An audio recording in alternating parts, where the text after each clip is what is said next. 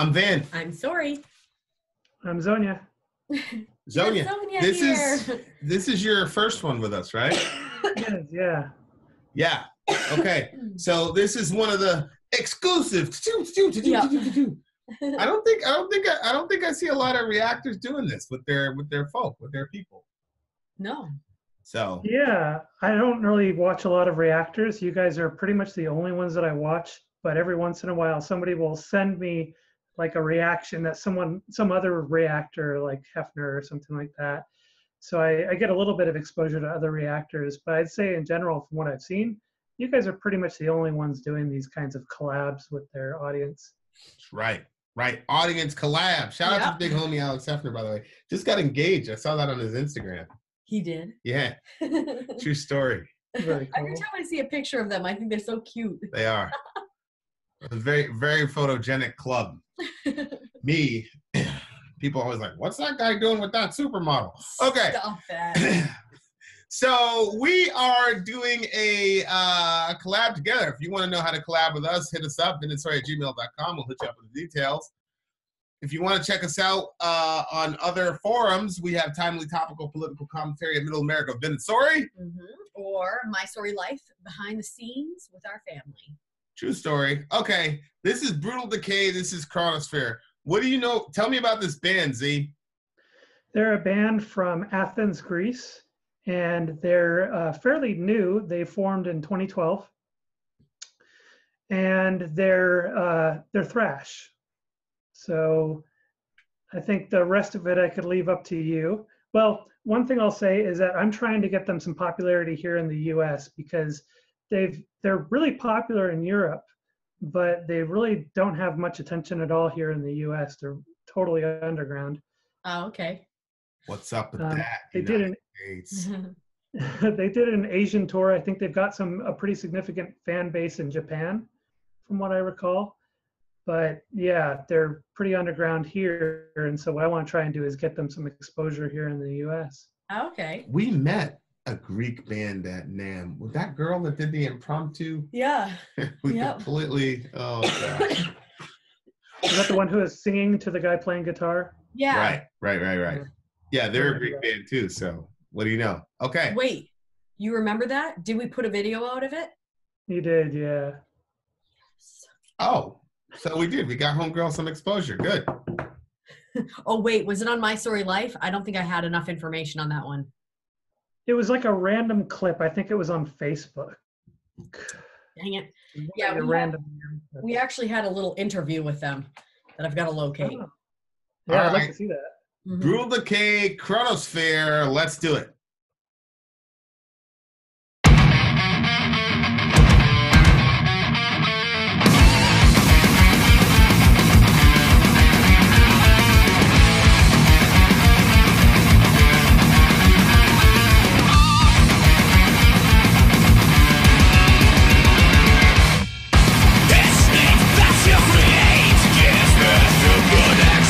Yes, to contaminate.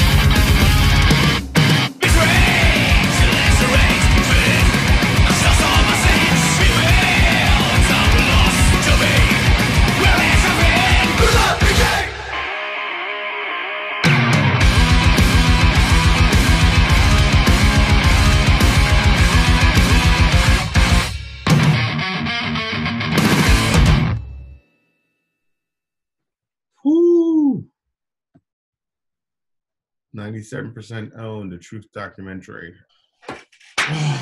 Okay, so that was Brutal Decay. So was this song based on a documentary? No, they're just using documentary footage for the video.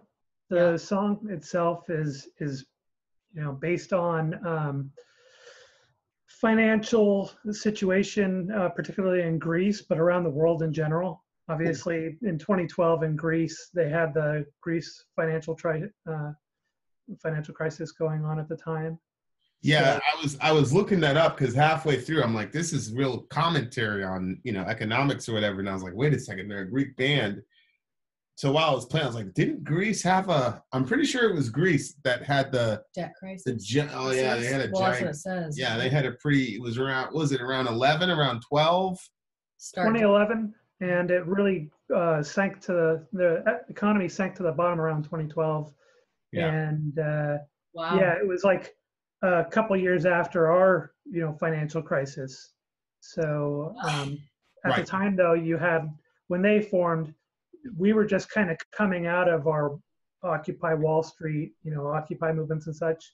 So they were talking about a number of things there, I think. Just, the situation with banks ruling the world in general, in my opinion. Well, yeah, that's why I kind of nudged you and said, filthy capital. Yeah. This is y'all doing. Well, there's a balance to it.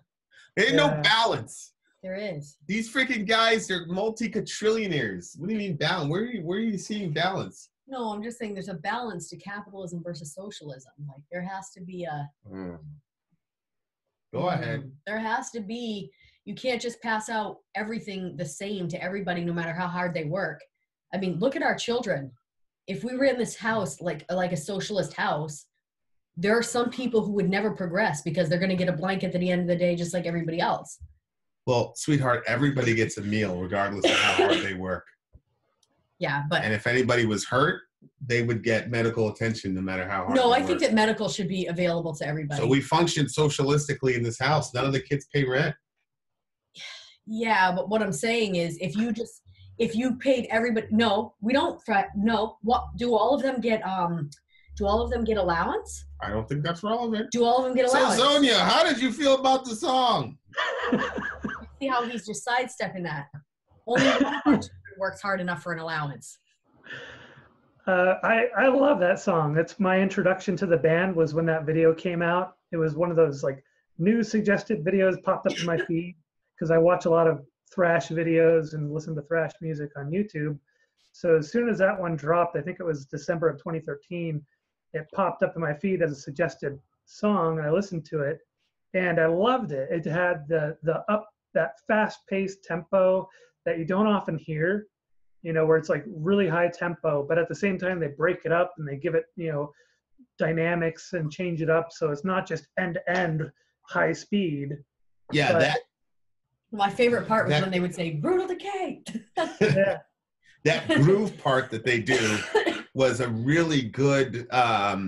It was a really good, break from the high speed thrash.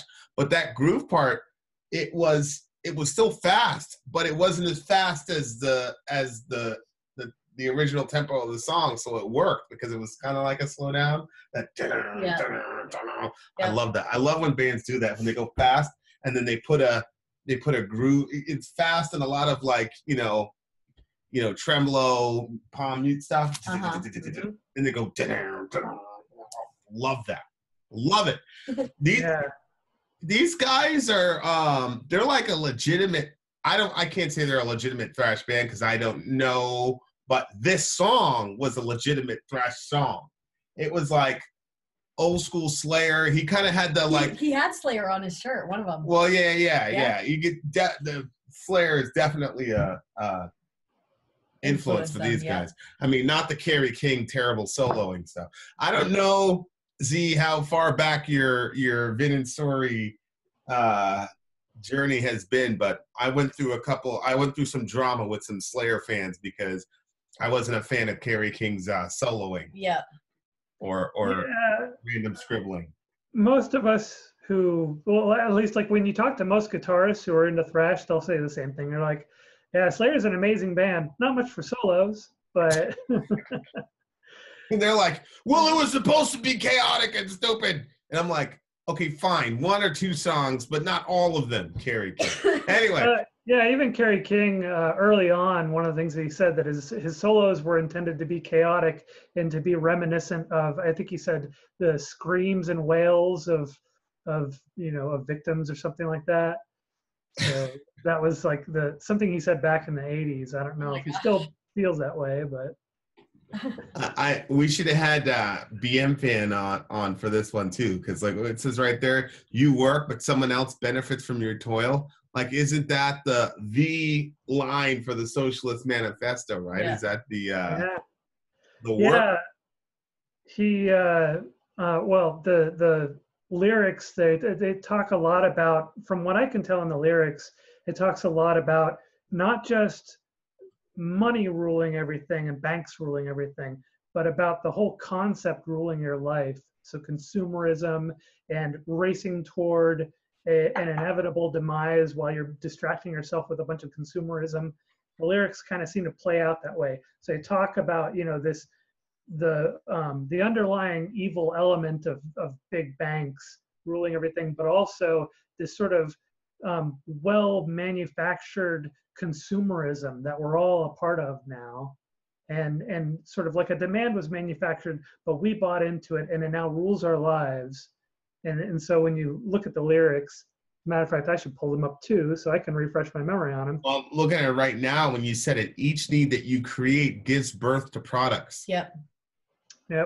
Well, it's like, well, I didn't know I needed. You know when I really feel this? What was it? We were going to go to Walmart to get a thing of Pepsi. Yeah. And we came out like $160 later. I'm like, son of a bitch. It happens every time. Happens every single time. It's like, I only wanted one thing, but then it was like, it's right there. It's so easy for you to just grasp. You end up spending $160 on dumbness. Yeah. Yeah, exactly. That baby products are like that. Oh, the baby market is the absolute worst. Because they're feeding off the fact that new moms don't know what is something that you really need, and everything starts seeming important, so you put everything on your registry. There's some things that you learn after, like some things you're like, that was a complete inconvenience. That thing that was supposed to make life easier actually made life harder for me. Well, you don't know that at first. You're just trying to, especially when that whole SIDS thing was, like everything said, this will prevent SIDS. This will prevent SIDS. So you felt like a bad parent if you didn't, oh, we got to get those pacifiers. Oh, you got to get that blanket. Oh, you have to get that thing. Everything was about everything was about SIDS. Get this pillow, because if they have this angle, it reduces their like it was insane. Like everything was monetized.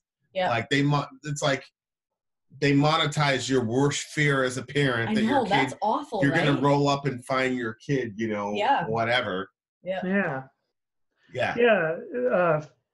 Vulnerability is preyed upon in general, just by profiteers. They found that people are ruled by their fear in many ways, and this song, I think, does a good job of sort of calling out the framework around it, the way that we sort of fixate on things, and there's now a product for our fixation, and for whatever distraction that we need or whatever thing we're worried about, there's a product for it. We pay into it, and this world is built up on a capitalism around that.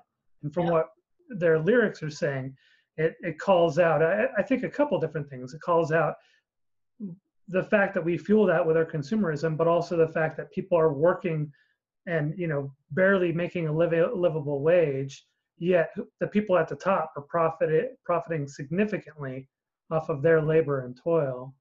So well, definitely seems inspired by the events that had happened in Greece as well as around the world. It had a lot of American imagery in there.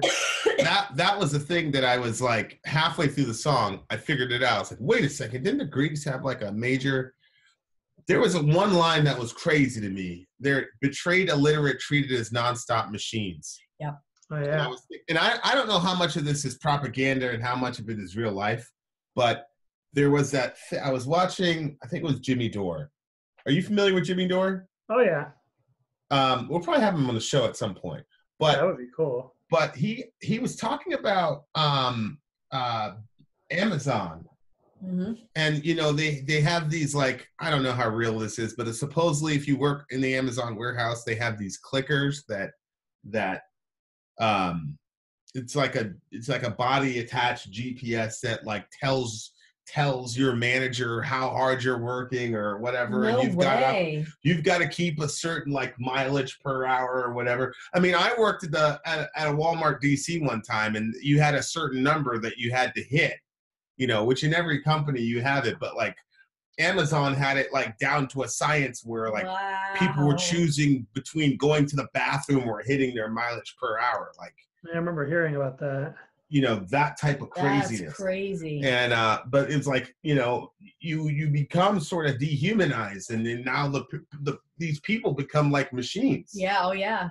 And you can just tell with Amazon, it's like, it's one of those things where it's like, and it's funny because I've been in these back office meetings with executives and things like that where they're making these inhumane decisions, but they're so far removed from, you know, regular people. Yes. That they wouldn't have made that decision if they knew the human beings it was going to affect. But you can graduate to being so high up on the corporate ladder that you dehumanize people, and the minute you do that, you've lost your own humanity. You know what I mean? Yeah. That's kind of just humanity in general. One of the things that a lot of people talk about when they're against the industrialization of warfare is that it is detaching humanity from the equation. So we indiscriminately bomb people, you know, and take out civilians. And it's just because, you know, they're so far away, the people making the decisions are so disconnected from the humanity of the situation that it creates this desensitization where they'll just go ahead and bomb some, you know, random location. They might be off, not hit their actual target, and kill a bunch of civilians. And it's like, well, you know, so what? What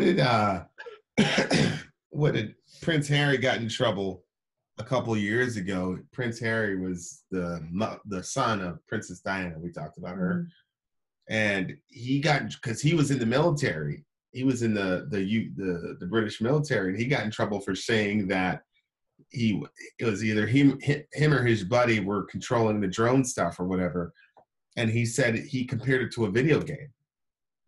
So he's like, well, yeah, it was like a video game, and people lost their minds over it. Yeah. But those are the facts. Yeah. That's how he perceived it. Right. And for kids growing up playing these realistic video games, these products that give you these really fun experiences and more. Of course, anybody who's actually been in war will tell you it's not a fun experience. But how the hell are they supposed to differentiate? You want to talk about like being disconnected from humanity. How are they supposed to tell a difference? Yeah. Especially with these games, they're so realistic now. It's like, you see body parts going all over the place, and then you get a endorphin rush because you beat the mission. Well, now this kid who grew up playing that is now, you know, doing probably a less complex exercise. Right. I wasn't in the drone stuff, so I don't know how, you know, difficult that is, but less complex exercise, and you know, you get the same endorphin rush. Boom, we just blew a bunch of people up. Yeah, it's crazy. Yeah. When I first heard this song, it just, you know, not just the sound was, you know, the song itself, the melody was amazing, and the way that they performed it was amazing. But of course, the meaning behind the lyrics was really important at the time. So it really grabbed my attention, and I actually shared it around with some coworkers of mine who I know are also big into thrash metal, and they all loved it. And so far, everybody that I've shared that song with has said that it was an amazing song, that they want to hear more CHRONOSPHERE. And you know, nobody's had I've never heard anybody say anything, you know, negative about them so far. And they've got 3 albums. So at the time that song came out, they were in between their first and second album. That song ended up on their second album, but it was a single before their second album came out. And the first 2 albums are definitely thrash metal albums. The third album is sort of a mix of thrash metal and like more thrashy rock and roll. It's got a lot of groove elements in the songs. Mhm. And their fourth album is supposed to be coming out sometime this year. I don't know when. But Oh, wow. these guys, like, they had the aesthetic down, you know. Yeah, they they had did. they had the jacket and the thing and the long hair and the, you know, like which Oh, the red pants are the big aesthetic for them. Uh-huh. Their latest album, their third album, is called Red and Roll, like rock and roll, but red. yeah, is that like a communist, hey, we're communists type thing or what? I don't know. They wear red pants. Oh, in all of their stuff, they wear red pants? Yeah. Oh, it's like Well, that's a good it's trick. like a trademark for them. Well, the title is interesting though, because, you know, when you think about brutality, you think of like, you don't think of brutality lasting for a very long time. Like Yeah. you go and you go after somebody and whatever, and you brutally whatever. It's like, Yeah. whoa, but it's brutal decay, Mm-hmm. which when you put those two together, that's a crazy idea. You're right. Smart. You know, like that's a crazy Yeah. idea that, you know, because when you think about decay and erosion, maybe I'm overanalyzing. Can you imagine that? Vin's overanalyzing something? But when you think about like decay, you're thinking about erosion over hundreds of years because of water and wind or whatever. And then when you think about brutal, you're thinking very bloody, very immediate. And like when you put both of those together, if you think about how our economic decisions on a political level or a meta level affect people over time and affects the decisions that people make over time, it's pretty crazy. Mm-hmm. It's a pretty crazy title. And if you really sit and think about it, it has some pretty crazy implications. Since we've been torn apart, relationships incised. That's a crazy line in verse 1. Where? Oh, yeah. We've set our own demise since we've been torn apart, relationships incised. See, that's my major issue with economic theories, whatever it is. It's like any economic theory that puts, you know, the product or the revenue above the human being, I find I have problems with. Yeah. Because we're supposed to be using money to serve human beings, not using human beings to serve money. Mm-hmm. So that's where I get kind of turned off with the stereotypical right-wing sort of, hey, you pulled yourself up by your bootstraps, blah, blah, blah, blah, blah. That's what gets me. It's like, now we're using the commerce. We're using people to serve commerce instead of vice versa. That's my belief, is that the commerce should serve people, not the other way around, because that's slavery. Yeah, so that first verse is pretty amazing. That really caught me when I first heard the song. Each need that you create gives birth to products yet to contaminate. We've set our own demise since we've been torn apart, relationships incised. Yeah, I think what you just said really kind of tracks well with what they're saying there, that we've created this revenue-fueled world where humanity is second to it, even though you're right, that revenue was designed from the beginning to serve humanity. So it's gotten out of control. It's created this contamination that's torn us apart, torn our ability to survive apart, made us insensitive to others. I would argue, at least. It seems like people are really easily distracted these days, and so when they see a problem, they either focus on a problem that they care about a lot and get too aggressive with it, or it's just insurmountable or disconnected from them, and they've got something else they want to focus on. Yeah. Right. Yeah. I love the honesty. There's a thin line between destruction and financial balance. Yep. That's a pretty crazy line. If you think about the 20th century and certain, like if you look at the communist response to financial imbalance, was an overcorrection, obviously. Yeah.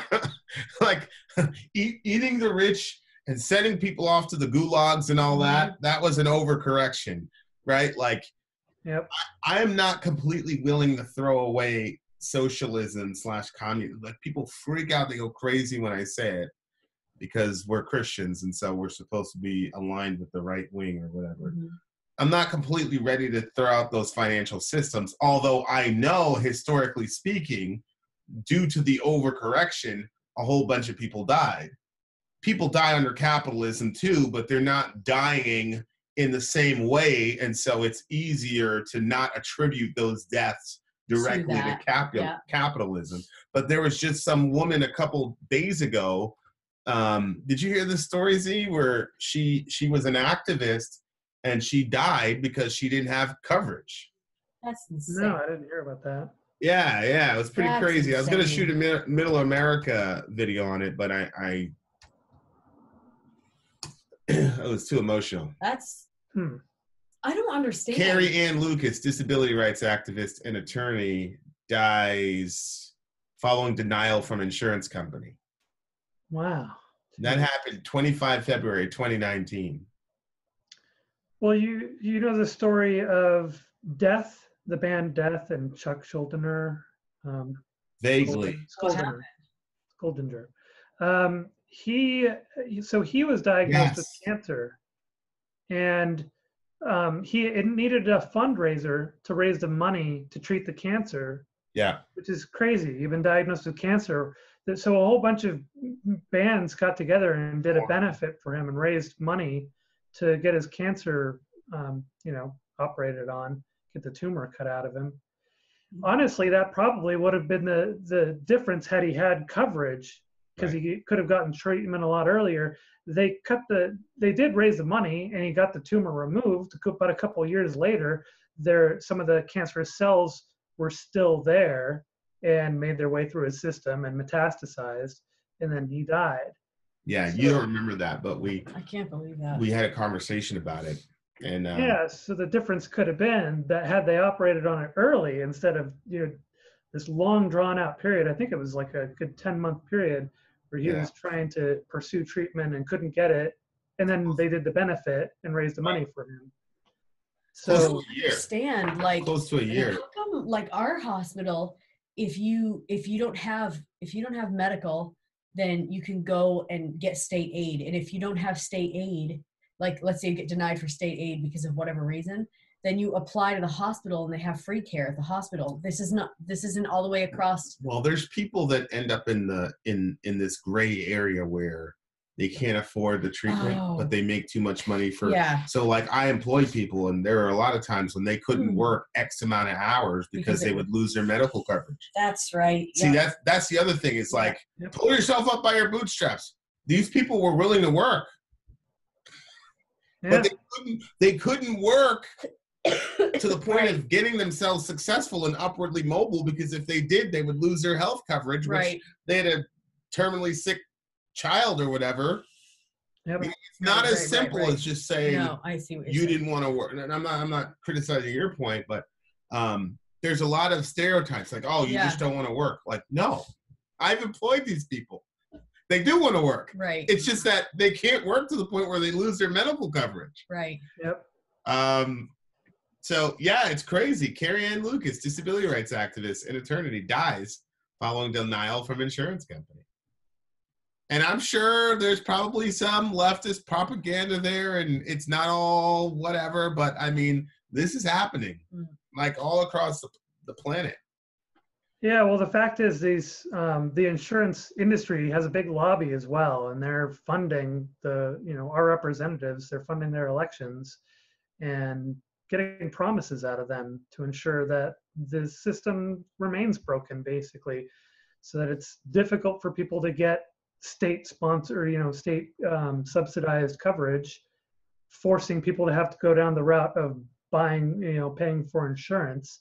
But then there are a whole bunch of people who can't afford to pay for that insurance. I just don't see how, in a pure capitalist system, how you could actually have a real and true democracy, or even a real and true, because my right-wing friends are going to get me, a real and true republic. How?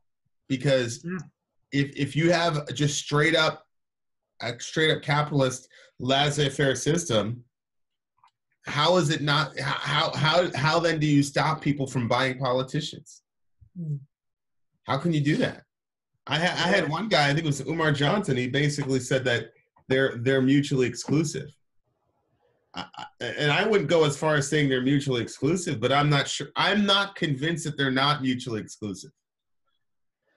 Yeah, as far as I can tell, at least from my experience in this world, short as it's been, um, power concentrations are always going to happen if you don't regulate the system. So just look at the monopolies. What do these big companies do? AOL and Time Warner and such. They go and they say, well, we want to get the market share. Why don't we merge? And then we'll own everything. And then you don't have competition anymore. Right. So if you had three different, larger companies, and you could at least compete a little, and you could say, well, if this guy's screwing me over and I'm paying too much, I'm not getting good enough service, go to the other one. This guy.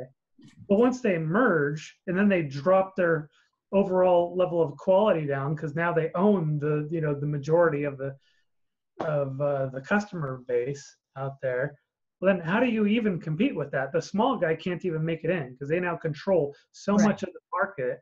Right. If you try and come in as a small, loaner and try and be competitive, they're just going to sue you into nothing or regulate the hell out of you because they're going to also control the politicians. Well, and get them to make all the rules in their favor. That's literally what's happening with in our state right now. There's this giant controversy over CMP, which is Central Maine Power, which is essentially they function as a monopoly. I mean, Maine is basically they have Maine by the cojones, and we just got Janet Mills, and she just signed a deal with Massachusetts to it's just crazy thing where this company has a complete monopoly, and they blatantly now have our governor in their back pocket, whereas but who we had before Janet Mills was LePage. Oh yeah, that's right. Who's basically the Trump of New England. So it's just madness. It's unbelievable. Everybody was celebrating when Janet Mills got in, and then she promptly went and betrayed all of us. Now all of her left-leaning supporters are like, "What the hell just happened?" It's like, hello. Yeah. Well, that's why you got to look into their background, see who's funding them, and if they're taking the money. Yeah. That's the first thing that I do when I'm voting is I go on to opensecrets.org, of which I'm a patron as well, and help fund them. And I look at who's paying for their campaign, and if it's if I go and look at the bulk of their money and it's coming from corporations and lobbies, coming from super PACs and such, well then I know that that's a politician who's going to owe a lot to other organizations, not their voters, not their constituency. Seduct. And when you owe all that money, if a company is going to give you 30 grand or 300 grand or whatever, or a super PAC is going to give you 300 grand, well, you got to pay them back before you can make good on your promises to your voters.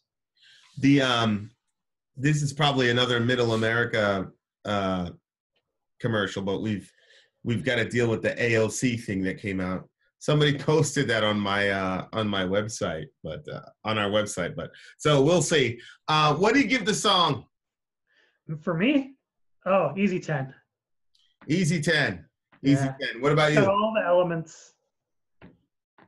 Probably a 9. Are you big into thrash? You're not a thrash metal person.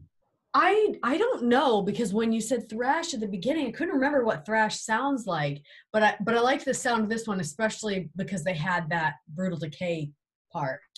Yeah, the reason this song was a 10 for me was because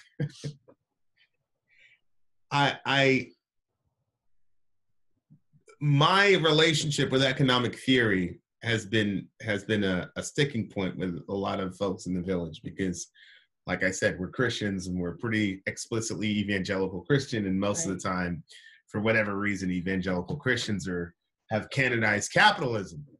And I'm still trying to figure that out. Oh, I was going to ask you why. You get Jesus saying it's hard for a rich man to enter into heaven. Yeah. It's easier for a camel to go through the eye of a needle than a rich man to enter heaven.